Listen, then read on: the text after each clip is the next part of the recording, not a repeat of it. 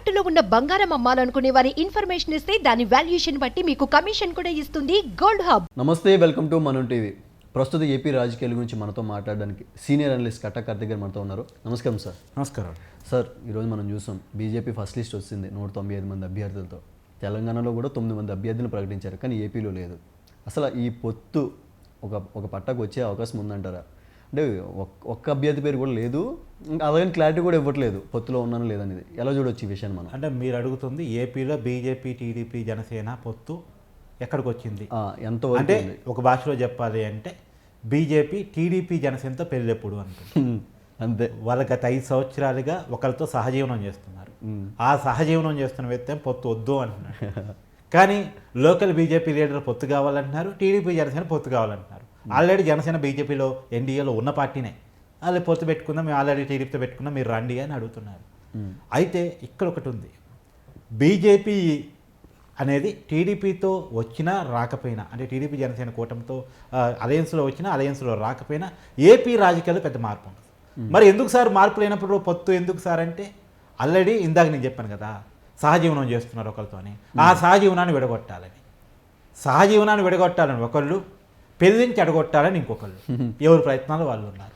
ఇవాళ జగన్ వెనకాల మోడీ ఉన్నారు అనేటువంటిది అందరు ప్రజలకి తెలుసు. పొత్తు అడుగుతున్నటువంటి చంద్రబాబుకి, పవన్ కళ్యాణ్ కూడా తెలుసు. అవును. కాబట్టి ఆ జగన్ వెనకాల మోడీ లేకుండా చేయటం కోసం మాత్రమే పొత్తు కోసం టీడీపీ, జనసేన ప్రయత్నం చేస్తుంది. వాళ్ళు జగన్ వెనకాల లేకుండా చేస్తే ఎలక్షన్ ఈజీ అవుతుంది, ఎలక్షన్ వ్యవస్థ మేనేజ్ కాకుండా జగన్కి అనుకూలంగా ఎలక్షన్ వ్యవస్థ లేకుండా చేసిన వాళ్ళు అవుతాం అనే కారణం చేత మాత్రమే పొత్తు కోసం అడుగుతున్నారు. అంటే అది ఎలక్షన్ నోటిఫికేషన్ వచ్చే ముందు రోజు ఓకే అయినా పర్లేదు పొత్తు. ఎందుకంటే పొత్తు బీజేపీతో పొత్తు పెట్టుకోవడం వల్ల బీజేపీకి ఉన్న బలం ఏదో టీడీపీ, జనసేనకి ఆడేది ఏమీ లేదు. బీజేపీకి ఏపీలో బలగం లేవు. వాళ్ళకి గత ఎలక్షన్స్లో వచ్చిన ఓటు బ్యాంకు 100 కంటే తక్కువ. అప్పటికంటే ఇప్పుడు పెద్దగా బీజేపీ ఏపీలో పెరిగింది ఏమీ లేదు. కాకపోతే ఏంటంటే 2 కారణాలు. ఇందాక నేను చెప్పినట్టు మోడీని జగన్ వెనకాల లేకుండా చేయటం ఒకటి, రెండోది రేపు మళ్ళా బీజేపీయే కేంద్రంలో అధికారంలోకి వస్తుంది కాబట్టి రాష్ట్రానికి కావాల్సిన పనులు చేయించుకోవాలంటే బీజేపీతో అవసరం అనేది ఒకటి. ఈ 2 కారణాలు ఇచ్చే మాత్రమే పొత్తు కోసం పోతున్నారు. ఒకవేళ పొత్తు లేకపోతే గెలిచే అవకాశం లేదంటారా టీడీపీ, జనసేన? ఇప్పుడు గెలిచే అవకాశం ఉందా అంటుండేది బీజేపీతో పొత్తు ఉండకపోవడం ఆధారంగా ఏపీ ఎలక్షన్స్ లేవు. అది ఏపీలో ఉన్న రాజకీయ పరిణామాలు బీజేపీ ఉన్నా లేకపోయినా బీజేపీకి టీడీపీ, జనసేన కూటమికి వచ్చే సీట్లలో పెద్ద తేడా రాదు. అవును. నేను మళ్ళీ చెప్తున్నాను, బీజేపీతో పొత్తు కోసం 2 కారణాలు. ఒకటి, జగన్ వెనకాల ఉన్న మోడీని తమ వైపు లాక్కోవటం. 2, రేపు మళ్ళా గెలిచేది మోడీయే కాబట్టి మోడీతో పనులు చేయించుకోవడానికి అవకాశాన్ని ఉంచుకోవటం.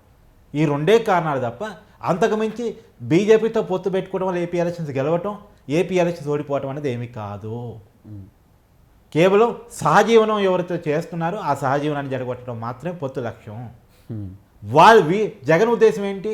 జగన్ వీళ్ళ పెళ్లిని జరగొట్టాలనే పనిలో జగన్ ఉన్నాడు. అసలు టీడీపీ, జనసేన కూడా విడదిద్దామని జగన్ చాలా ప్రయత్నం చేశాడు, త్రూ ముద్రగడ్డ, త్రూ జోగయ్య. కానీ అది వర్కౌట్ కాలేదు. పవన్ కళ్యాణ్ చాలా కరాఖండిగా పొత్తుకు ముందుకెళ్ళిపోయాడు. బీజేపీ క్లారిటీ ఇవ్వకపోయినా సరే ముందుకెళ్ళిపోయాడు. లిస్టు కూడా ప్రకటించుకున్నారుగా, 99 మంది లిస్టు. ఆల్రెడీ 94 టీడీపీ, 5 జనసేన, ఇంకొక 19 మంది జనసేన లిస్ట్ ప్రకటించాల్సి ఉంది. మిగతా వాటిలో టీడీపీ అభ్యర్థులు ప్రకటించాల్సి ఉంది. కాకపోతే బీజేపీతో పొత్తు అటా ఇటా తేలిన తర్వాత ప్రకటిద్దామని ఆగినట్టున్నారు. మనకున్న సమాచారం ప్రకారం 5వ తారీఖు పొత్తు ప్రకటన వచ్చే అవకాశం మనకు కనపడతా ఉంది, వస్తున్న లీక్స్ ప్రకారం. కాకపోతే బీజేపీ ఎందుకు డ్రాగ్ అని చేస్తుందంటే, డ్రాగ్ చేస్తూ పోతే మాకిచ్చే అభ్యర్థులు అంటే ఎంపీలు, ఎమ్మెల్యేలు పెరుగుతాయో అనే కారణం చేత వాళ్ళు డ్రాగ్ చేస్తున్నట్టు. ఒక విషయం, బీజేపీకి ఇచ్చే అవకాశం ఉందంటారా? ఒక్క సీట్ అని ఇచ్చే అవకాశం ఉందంటారా ఏపీలో? మనకున్న సమాచారం ప్రకారం 5 ఎంపీలు, 7 ఎమ్మెల్యే స్థానాలు ఇవ్వడానికి. అంటే బీజేపీకి నాకు తెలిసి అసలు ఓటింగే లేదు. అంటే ఓటింగ్ ఉన్నా లేకపోయినా పొత్తు అంటూ పెట్టుకున్న తర్వాత ఖచ్చితంగా ఇవ్వాల్సిందే కదా. అసలు అంటే టీడీపీ ఓన్ చేసుకొని గెలిపారు, టీడీపీ, జనసేన పార్టీలకు ఓన్ చేసుకొని బీజేపీ నాయకులను గెలిపించుకోవాలి. గతంలో కూడా బీజేపీ 2014 కొన్ని సీట్లు అడిగింది, గెలిచింది. టీడీపీ, జనసేన వల్ల 2 క్యాబినెట్ మంత్రులు అయ్యారు. దేవాదాయ శాఖ మంత్రి బీజేపీ నాయకుడే చేశాడు. వైద్య ఆరోగ్య శాఖ మంత్రిగా కామినేని శ్రీనివాస్ బీజేపీ నాయకుడే చేశాడు. కాబట్టి 2014 నుంచి 2019 మధ్య కూడా ఈ చంద్రబాబు గారి క్యాబినెట్లో బీజేపీ నాయకులు ఉన్నారు. బీజేపీ ఎమ్మెల్యేలు క్యాబినెట్ మంత్రులుగా ఉన్నారు. కాబట్టి బీజేపీ టీడీపీ జనసేన అలయన్స్లో భాగంగా పొత్తులో కుదుర్చుకున్నప్పుడు టీడీపీ జనసేన బాధ్యత ఏంటంటే బీజేపీ కూడా కొన్ని స్థానాలు గెలిపించి ఇవ్వాల్సిందే. అంటే ఇప్పుడు రాజకీయం మొత్తం మారిపోయింది కదా సార్. ఇప్పుడు జనసేన కూడా పోటీలోకి వచ్చింది. అప్పుడంటే లేదు కాబట్టి ఆ రెండే కాబట్టి కొద్దిగా సపోర్ట్ చేశారు. ఇప్పుడు ఆ అవకాశం లేదు కదా, జనసేన కూడా ముందంజలో ఉంది కదా. మీరు అడిగేది ఏంది, అప్పుడు జనసేన పోటీ చేయలేదు, ఇప్పుడు పోటీ చేస్తుంది. ఇప్పటికే సీట్ సిద్ధపాటు కష్టంగా ఉంది, మళ్ళీ బీజేపీకి ఇస్తే సీట్ సర్దుబాటు అవుతుందా కాదు. అవునవును. కానీ పొత్తు అంటూ పెట్టుకున్న తర్వాత కొన్ని తప్పదు. పొత్తు అంటేనే కొన్ని తప్పని పరిస్థితుల్లో పెట్టుకునేది, తప్పక పెట్టుకునేది.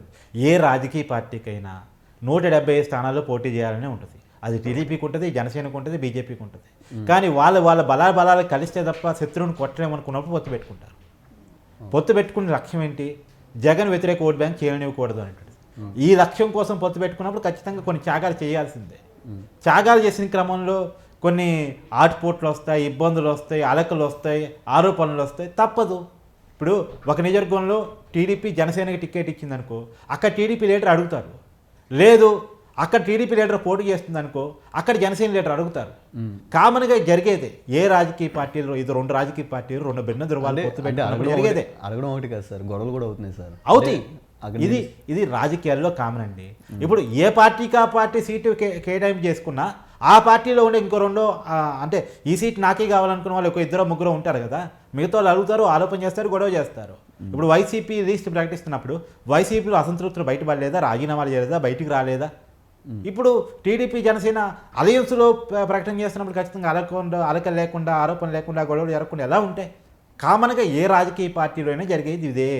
దీన్ని మీడియా ఎక్కువ చేసి చూపిస్తా, తక్కువ చేసి చూపిస్తా అన్నది విషయం తప్ప సహజంగా అలకలు, ఆరోపణలు, గొడవలు అన్ని సమయాల్లో ఉండేవే.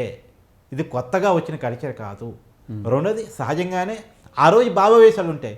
ఈ రోజు వరకు నేనే అభ్యర్థిని అనుకుని ఉన్నాను, నా క్యాడర్కి చెప్పుకుని ఉన్నాను, అన్నీ సంసిద్ధం చేసుకుని ఉన్నాను. ఎలక్షన్ మేనేజ్మెంట్ అంటే చిన్న విషయం కాదు. డబ్బు రెడీ చేసి పెట్టుకోవాలి. అంత డబ్బు రెడీ చేసి పెట్టుకున్న తర్వాత నువ్వు కాదు క్యాండిడేట్ పలానోడు అంటే అట్టుగారా కామన్గా ఉంటుంది. అది ఆ భావవేశం ఉంటుంది. కాబట్టి అవన్నీ సర్దుకుపోయే విషయాలే. సర్దుకుపోతే అతను బయటికి పోతాడు, అంతే విషయం. ఏపీ రాజకీయాలు 2 అంశాల మీద జరుగుతున్నాయి, గుర్తుపెట్టుకోండి. జగన్ కావాలా, చంద్రబాబు నాయుడు కావాలా? ఏపీకి సీఎం ఎవరైతే మంచిది. ఒకళ్ళేమో అభివృద్ధి కమ్ సంక్షేమం అంటున్నారు, ఇంకొకళ్ళేమో సంక్షేమం కమ్ అభివృద్ధి అంటున్నారు. ఒకరిది అభివృద్ధి ప్రధాన ఎజెండా, ఇంకోటి సంక్షేమ ప్రధాన ఎజెండా. ఇప్పుడు చంద్రబాబు నాయుడు గారు వస్తే ఉన్నటువంటి సంక్షేమ పథకాలన్నీ ఆగిపోతాయి అనేటువంటిది వైసీపీ చేస్తున్న ప్రచారం. ఇప్పుడు జగనే మళ్ళీ వస్తే ఏపీ నమ్ముకోవాల్సి వస్తుంది అంటే చంద్రబాబు గారు చేసే ప్రచారం. ఇప్పుడు ఈ 2 ప్రచారం మధ్య ప్రజలు ఎవరిని, ఈ 2 నినాదాల్లో ఈ నినాదం గెలిచే అవకాశం ఉందండి. అది ఎవరు ప్రజల తీర్పుని మనం ముందే గెస్ట్ చేయడం కరెక్ట్ కాదు. వస్తున్నటువంటి సర్వేలు కూడా మిక్స్డ్గా ఉన్నాయి. ఏ పార్టీకి ఆ పార్టీ వాళ్ళు సర్వే చేసుకుని బయట పెట్టుకుంటూ ఉన్నాయి. కానీ పోటీ అయితే టైట్గా ఉంది, అంతవరకు మనం చెప్పగలం. ఎవరికి వన్ సైడ్గా ఈ ఎలక్షన్ లేదు.